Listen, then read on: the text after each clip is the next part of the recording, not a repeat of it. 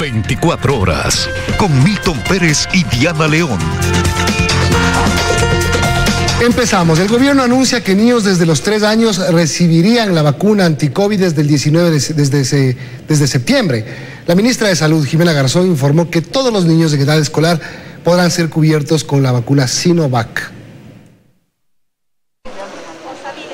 El plan de vacunación avanza en el país y este jueves la ministra de Salud, Jimena Garzón, anunció en una entrevista a un medio impreso que a partir de septiembre los niños desde los 3 años podrán ser vacunados contra el coronavirus. Vamos a poder ir vacunando población pediátrica poquito a poquito durante lo demás del año. Todos los niños que están en edad escolar, aproximadamente desde los 3 años, los niños ya van a poder vacunarse con esta vacunación. Los niños recibirían la dosis de Sinovac. La farmacéutica hace unos días informó que es segura para esta población. Sin embargo, nosotros vamos a seguir basándonos en evidencia científica, porque esto que le refiero de Sinovac, nos dijeron que nos iban a hacer llegar esta información para nosotros, basados en esta evidencia, poder seguir tomando decisiones. Pero, ¿qué tan necesario es vacunar a la población más joven?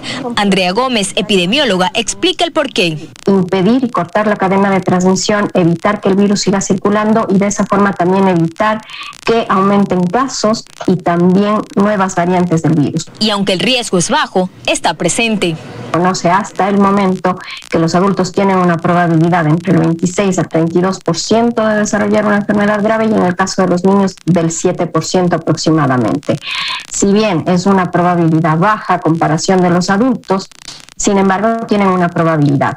Sobre la vacuna de Sinovac, la Organización Mundial de la Salud considera que cumple los estándares internacionales de seguridad, eficacia y fabricación, aunque destaca que Sinovac es una vacuna de virus inactivado, fácil de almacenar y transportar, y sus expertos recomiendan su uso en mayores de 18 años, a los que deben de administrarse 2 dosis con un intervalo de entre 2 y 4 semanas.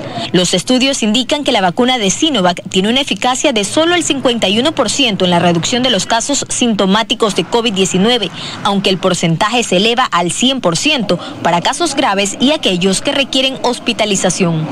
Joana Ramos, 24 horas. El vicepresidente de la República, Alfredo Borrero, recibió la primera dosis de la vacuna anti-COVID y anunció el progreso en las negociaciones con casas farmacéuticas. Además, reiteró que desde septiembre se vacunará a adolescentes desde los 12 años. Buenos días. Cerca de las 8:30 llegó el vicepresidente Alfredo Borrero al Colegio Benalcázar, donde se ubicó en la fila. Aquí no va a haber personas, ni el presidente ni el vicepresidente que se saquen la fila. Tengo 65 años de edad, hoy mi cédula termina en 7, hoy me toca. He hecho el proceso como todos ustedes. Al igual que el resto de ciudadanos, ingresó rápidamente para la toma de signos vitales y esperó su turno de vacunación. La encargada de colocarle la primera dosis de la vacuna de Pfizer fue Erika Balón. Un poquito nerviosa, pero confiando y cumpliendo. Tras el tiempo de espera reglamentario, habló sobre el procedimiento de vacunación. Duró poquísimo tiempo haciendo la cola afuera, sentándonos acá, lo cual merece una felicitación a las autoridades del Ministerio de Salud Pública y a los médicos. Y anunció que están en el proceso final de la negociación con diferentes casas farmacéuticas, lo que les permitirá cumplir con la meta. Estamos ya en proceso de negociación directa, lo está haciendo el presidente con CanSino, que son vacunas unidosis, vacunas chinas muy buenas. CanSino esperemos que llegue a los primeros días del mes de julio un lote. Y estamos también pidiendo que, por ejemplo, Pfizer aumente las dosis de vacunas. Sputnik, se le pidió al gobierno una cifra que se van a asustar, 18 millones de dosis. Además dijo que el rango de edad límite lo bajan a 12 años, aunque todavía no adelantó la fecha en la que este rango será vacunado. Nosotros teníamos en 16 años de edad. Ahora tenemos que bajar el piso porque tenemos que vacunar desde los 12 años. Pensamos vacunar, tenemos que ir evaluando en el camino cómo nos está resultando ahora el regreso a clases y vamos a tener que apoyar a la vacunación a los profesores, tenemos que apoyar en la vacunación al personal que está en las escuelas y colegios, y también ya pensaríamos en vacunar a los estudiantes. Esta información continuará dándola a medida que avance el plan de vacunación. En Quito, María Gracia Costa, 24 horas. Y atención, el embajador de Rusia en Ecuador anunció que está por terminar la negociación que permitirá la llegada de la vacuna Sputnik V a nuestro país. Lo dijo luego del evento en el que el presidente de la República recibió el saludo protocolar del cuerpo diplomático acreditado. Presidente constitucional de la República del Ecuador. El presidente Guillermo Lasso recibió la tarde de este jueves el saludo protocolar de 56 diplomáticos acreditados en Ecuador. Uno a uno se acercaron al primer mandatario y al canciller Mauricio Montalvo. En esta ocasión, por causa de la pandemia, no hubo apretón de manos. El saludo fue así. Saludo del cuerpo diplomático acreditado en el Ecuador. Andrés Carrascosa, anuncio apostólico del Ecuador y decano del cuerpo diplomático, señaló que se avisora una nueva etapa en la historia del Ecuador. Hoy, de alguna manera, se hace realidad aquí el Ecuador del encuentro con todo el resto del mundo, y somos testigos de los esfuerzos que están desarrollando, especialmente en la búsqueda de inmunización para poder retomar las actividades normales y la producción. Y justamente el embajador de Rusia, Vladimir Sprinchan, confirmó que las negociaciones están casi listas para que en los próximos días la vacuna Sputnik V llegue al Ecuador. En próximos días va a aparecer nuestra vacuna en Ecuador. Ahora se terminan las negociaciones para contratar vacuna rusa en Ecuador. De su lado, el primer mandatario aseguró que hará todo lo posible para dinamizar las relaciones con los países amigos. Debemos avanzar mancomunadamente en la preservación de la vida en el planeta, nuestra única morada, y unirnos en una gran cruzada para intentar cubrir los requerimientos urgentes de nuestras poblaciones más necesitadas. Y antes de finalizar su discurso, pidió a los países que busquen ideas creativas para frenar el éxodo de venezolanos, pues dijo que aunque Ecuador mantiene abiertas sus puertas, la situación de esa nación debe mejorar. En Quito, Belén Merizalde, 24 horas. El presidente de la República, Guillermo Lasso, participó este jueves en la reunión regional virtual del Foro de Davos. El mandatario presentó los ejes de su propuesta de reactivación económica para el país.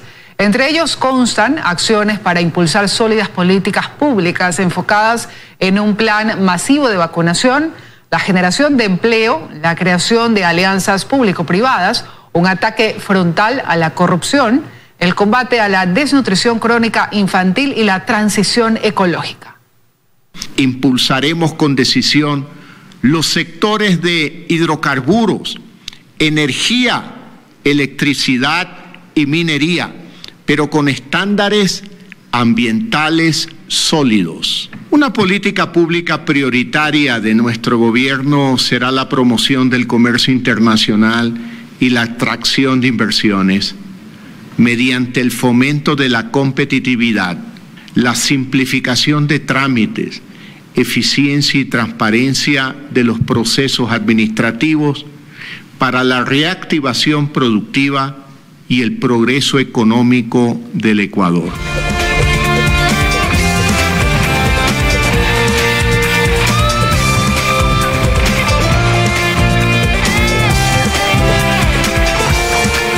El Consejo de la Administración Legislativa y los jefes de bloque aseguran que tendrán hasta el 15 de junio la agenda legislativa para los 100 días. Además, ya tienen el permiso del COE para regresar a las actividades presenciales. Están a la espera de la vacunación.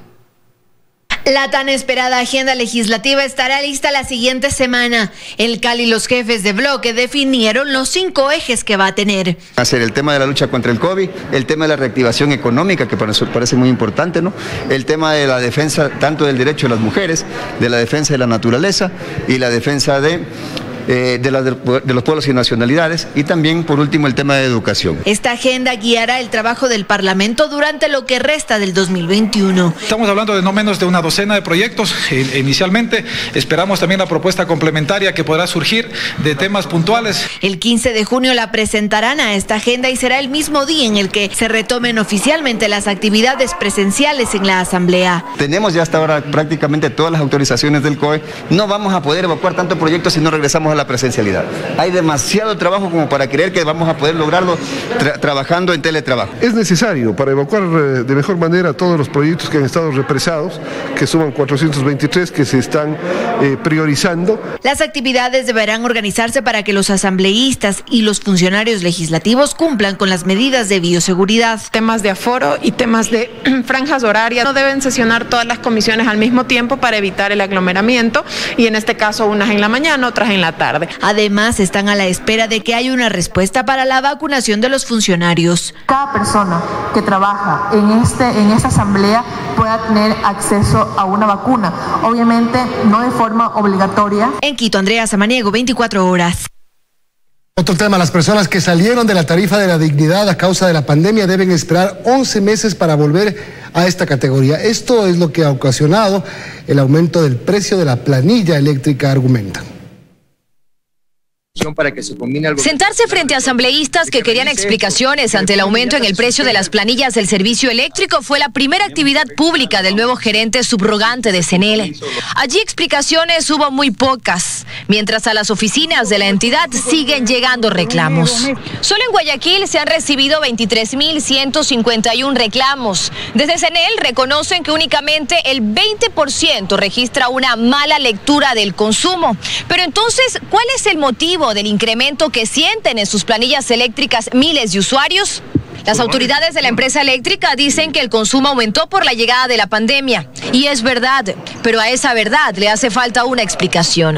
El principal problema es que por ese aumento del consumo, miles de familias salieron de la tarifa de la dignidad, es decir, comenzaron a consumir más de 130 kilovatios hora al mes, lo que hace que se duplique el precio de sus planillas. Actualmente en Guayaquil, de los 627,000 clientes residenciales, solo el 12% continúa bajo la tarifa de la dignidad. Y cuando usted sale de esa tarifa, así su consumo vuelve a ser menor, le seguirán calculando su consumo como un cliente de rango superior durante 11 meses. Y por ello, pese a que ya no pasamos tanto tiempo en casa, el precio de la planilla no baja. Por ese 1 kilovatio hora más voy a pagar en este caso el doble. Si en alguno de estos meses rompe ese esquema, automáticamente pierden los consecuentes 11 meses ese derecho. Yo creo que esto es un punto que la Agencia de Regulación y Control de Energía pues tiene que definitivamente analizarlo. Para los clientes que están bajo la tarifa de la dignidad, el consumo debe ser no mayor de 130 kilovatios hora al mes y se calculará en 4 centavos. Para quienes no están dentro de la tarifa de la dignidad, es decir, la mayoría de nosotros, la tarifa, si revisamos la tabla, es dura en algunos escalafones. Ponerle mucho énfasis en la Agencia de Regulación y Control, que por su naturaleza jurídica, por su esencia, tiene que precautelar los intereses, en este caso de los usuarios. Pero la tabla de tarifas no parece ser el único problema. Si de los 200,000 reclamos que ha recibido CNEL, el 35% son procedentes, quiere decir que hubo 70,000 lecturas erróneas. Por otro lado, el pliego tarifario que debe modificarse cada año no se ha actualizado en el 2021. Dayana Monroy, 24 horas.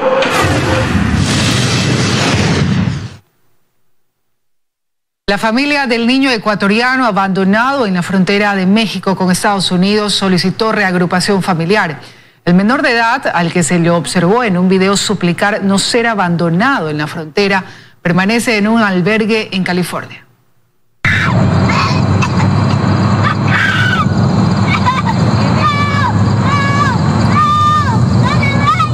El video que eriza la piel y hace el corazón blando.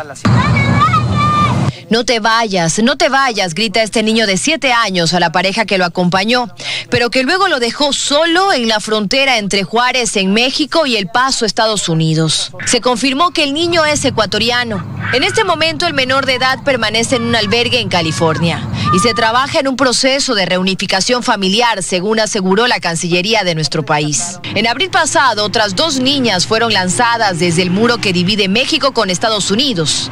También eran ecuatorianas. Muchos de los niños que están cruzando las fronteras, de los niños ecuatorianos, Son muchos. El tema de los niños que están en las cárceles, que están siendo adoptados, que los padres pierden la patria potestad y los derechos sobre ellos, viene sucediendo desde hace años. Solo en abril fueron hallados 17.171 menores no acompañados en esa frontera.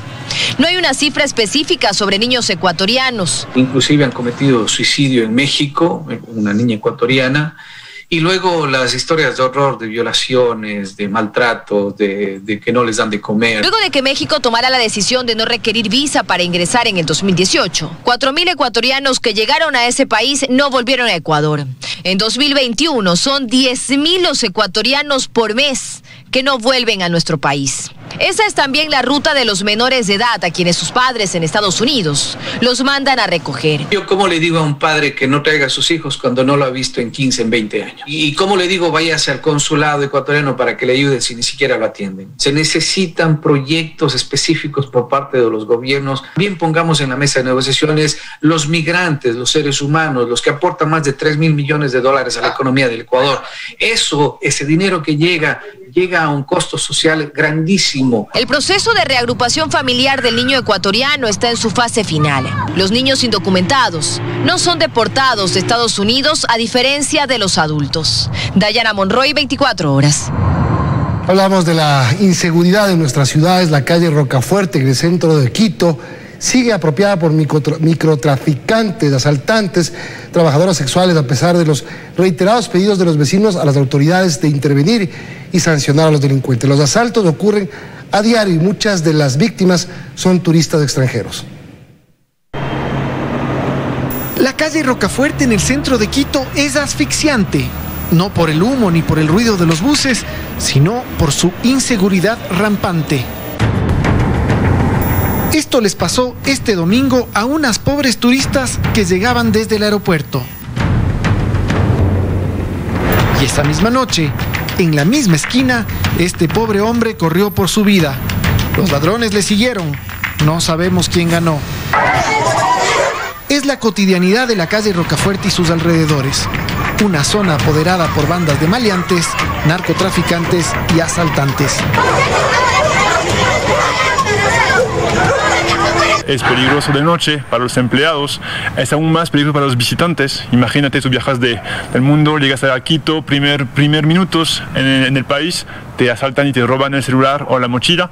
Eso no puede ser. Es preocupante la situación, como tú dices, en los alrededores, que realmente se enfoca en un tema ya permanente de lo que es la situación de lo que es microtráfico, de lo que es el tema de prostitución, de lo que es el tema de la delincuencia. Aquí nadie se salva.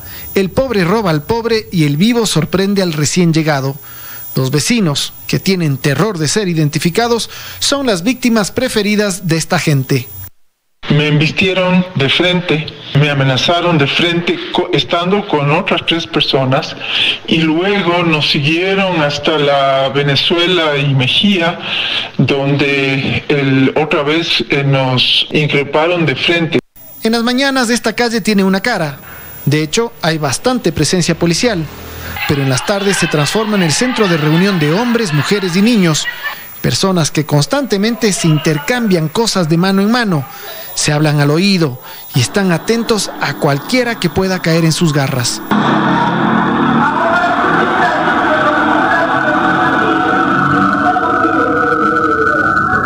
Son hombres y mujeres, hay gente de varias edades y nuevamente están usando los carritos de bebé o los bebés para esconder la droga ahí. Y vemos que está este islote de la calle Rocafuerte, pues de día más o menos es tolerable, pero a partir de las 6 p.m. hasta 6 de la mañana, pues es un entorno pues de violencia, de narcotráfico, de gente que sí te asalta y que sí es sistemático. Nada ha servido para ahuyentar a esta gente, ni el sofisticado sistema de cámaras que solo está de adorno, porque según nos aseguran, no está conectado al ECU 911, ni las denuncias, ni la actuación tibia de la policía en medio de las grescas.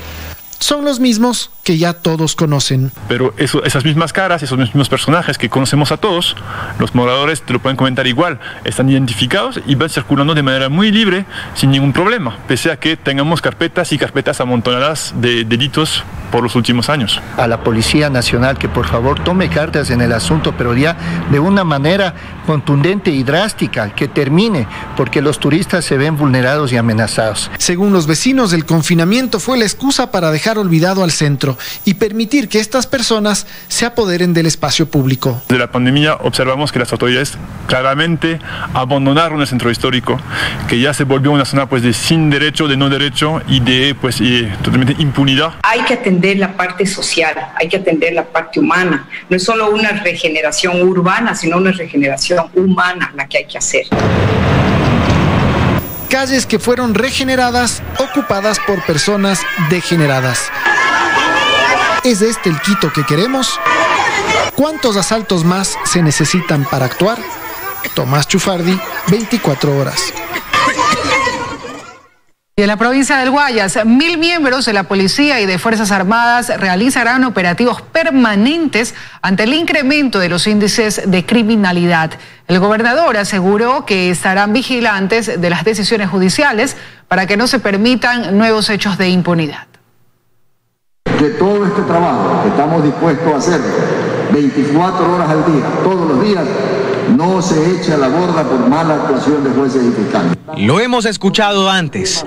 Autoridades del Frente de Seguridad preocupadas por las decisiones de jueces y fiscales que han permitido la liberación de sujetos considerados peligrosos. Hace una semana hablábamos de alias Ben 10, en libertad por un dictamen abstentivo de Fiscalía que derivó con la suspensión del fiscal Luis Machado por 90 días. En esta semana, un nuevo caso. Un policía asesinado coincidentemente después de haber sido amenazado en un juzgado por un menor de edad al que el uniformado había detenido por robo. Tras el crimen nuevamente fue apresado y nuevamente liberado. Un hecho que para el criminólogo Juan José Hidalgo demuestra el estado en el que se encuentra la justicia en el país. Yo creo que no va a haber reactivación social mientras los operadores de justicia no se autodepuren. La policía prefiere no referirse a las decisiones judiciales, pero sí de lo que ya es una constante, el reclutamiento de menores de edad para el cometimiento de delitos, hecho que cada vez es más frecuente. Justamente están yendo a esos niños que crecen en hogares disfuncionales.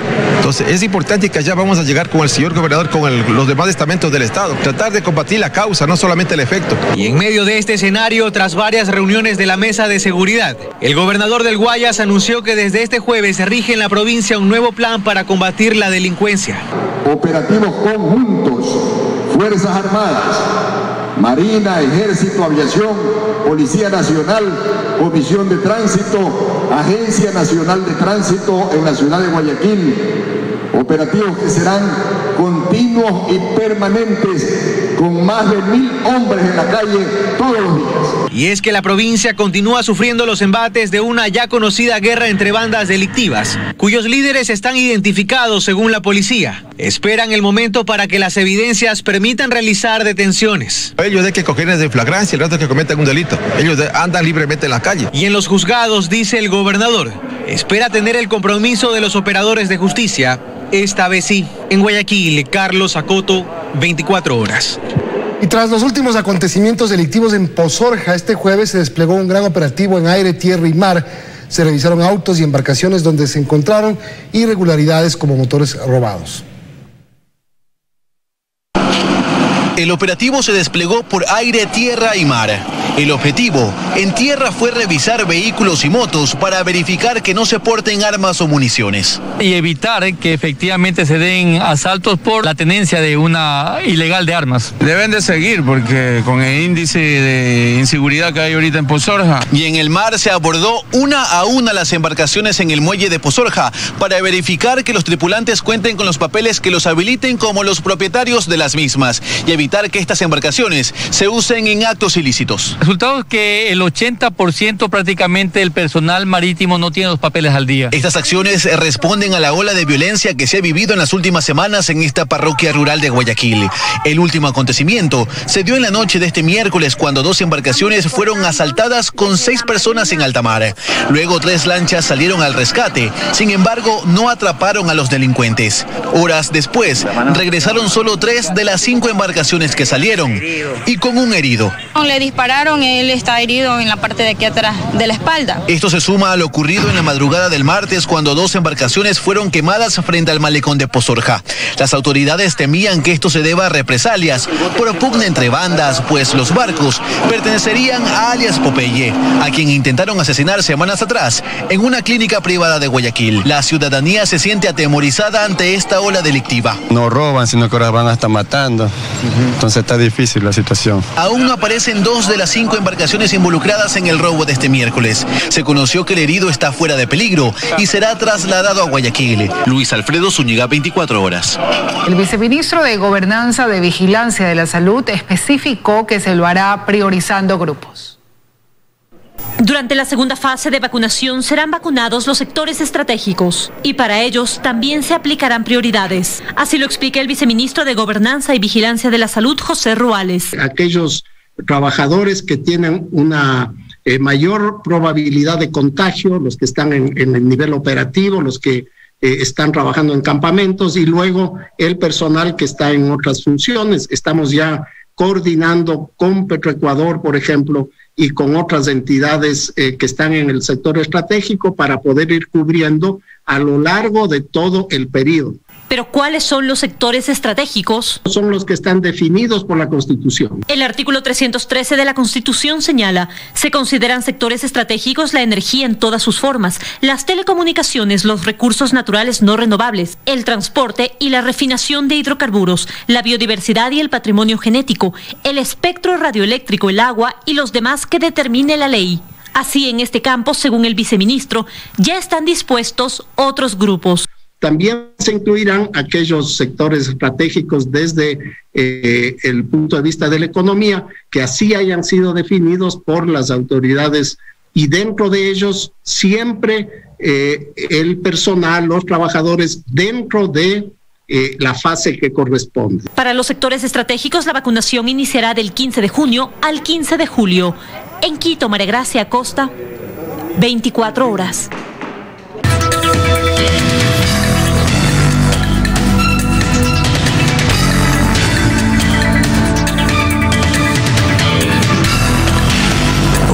Salud. Hola amigos, muy buenas noches, soy el doctor Esteban Ortiz, bienvenidos nuevamente a su segmento Por tu Salud. Hoy vamos a hablar sobre algo que hizo noticia pues las semanas anteriores en relación al supuesto efecto magnético que ocasionan las vacunas luego de habernoslas puesto. Es decir, se han circulado una serie de videos entre personas y obviamente los científicos que buscamos demostrar que esto no es verdad en relación al supuesto efecto magnético después de que le vacunen. ¿Usted ha visto videos donde a alguien se le pega una cuchara en el brazo después de haber sido vacunado? Pues esto de aquí es totalmente falso y erróneo. Nosotros sabemos que las vacunas no contienen ningún tipo de chip que en este punto pueda inocularse a través de líquido. Sabemos nosotros que no se puede controlar a las personas o que las vacunas no cambian nuestro ADN. Lo que sí puede pasar es que la piel de la persona estuvo sudada o estuvo sucia y esto obviamente hace que la piel sea pegajosa. Obviamente, ¿qué es lo que recomendamos nosotros? Si usted una de las cucharas se le pega, pues lo más probable es que usted necesite un baño y obviamente entender que las vacunas no contienen ningún tipo de sustancia que pueda atraer esos metales. Son 99% agua y contienen trazas microscópicas de proteínas o de antígenos virales que sirven para despertar la inmunidad a nuestro sistema inmunológico. Ninguna tecnología hoy por hoy, o inclusive tal vez dentro de los siguientes 10 o 15 años, podrán desarrollar un chip líquido que nos controle a 7 millones de habitantes y que más aún sea un potente imán. Por lo tanto, no confíe ustedes en las fake news, lea información científica, siga a respetados científicos y obviamente trate de informarse por canales oficiales. La información falsa genera mucho problema entre los ciudadanos. Nosotros hemos visto que gente usualmente al escuchar noticias falsas comete muchos errores. Por ahora está clarísimo, las vacunas son seguras, las vacunas son eficaces, las vacunas no contienen ningún tipo de imán, no contienen ningún tipo de chip. Y si usted está preocupado por el hecho de que alguien le puede estar espiando, pues lo más probable es que lo hagan a través de un celular o del internet. Y finalmente, como ustedes saben, las vacunas son totalmente seguras. Si bien existe un porcentaje pequeñito de gente que puede tener efectos adversos, pues esos los hemos descrito en otros segmentos. Nos vemos en el siguiente segmento de Por tu Salud.